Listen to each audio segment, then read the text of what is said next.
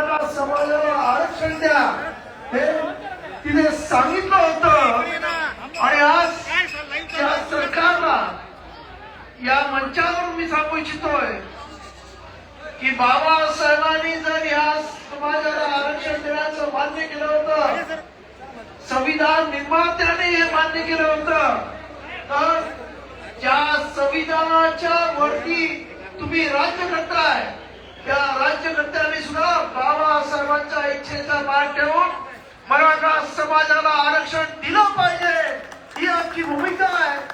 आणि त्यासाठी आज मनोज दादांना भेटण्यासाठी मी इथे आलो आणि आंबेडकरी समाज आपल्या खांद्याला खांदा लावून आपल्याला आरक्षण मिळालं पाहिजे यासाठी आपल्याबरोबर लढायला तयार आहे. एवढं मी इथे जाहीर करतो. धन्यवाद. जय भीम, जय महाराष्ट्र, जय शिवाजी. धन्यवाद ताई. सरपंच साहेब,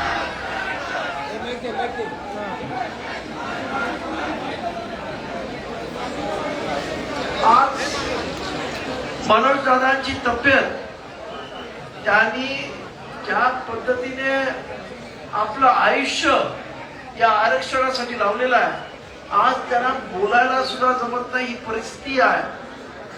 पूर्णपणे त्याच्या म्हणजे त्यांचं बॉडी टेम्परेचर वाढलेलं आहे. एकंदरीत त्यांची जी परिस्थिती आहे ती पाहता सरकारने ताबडतोब या आरक्षणाच्या विषयावरती निर्णय घ्यावा ही या महाराष्ट्रातल्या समस्त जनतेची मागणी आहे. आणि हेच या इथून मी आपल्याला सांगायला आलेलो आहे. आणि मला आशा आहे की सरकार लवकरात लवकर निर्णय घेईल. नपेक्षा इथे असणारे सर्वच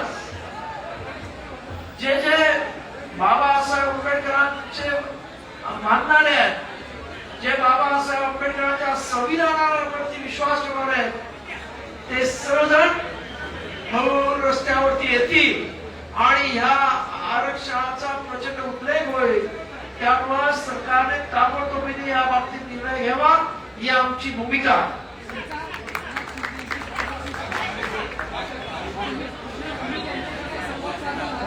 ते खरं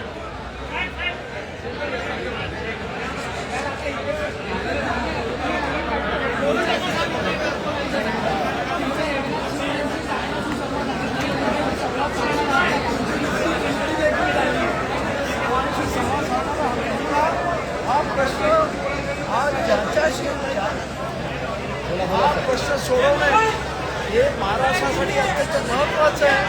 कारण यामुळे महाराष्ट्रामध्ये सामाजिक कुठेतरी त्या सामाजिक वेळेला धक्का बसण्याची शक्यता आहे आणि त्यामुळं हा प्रश्न ताबडतोब सुटला पाहिजे.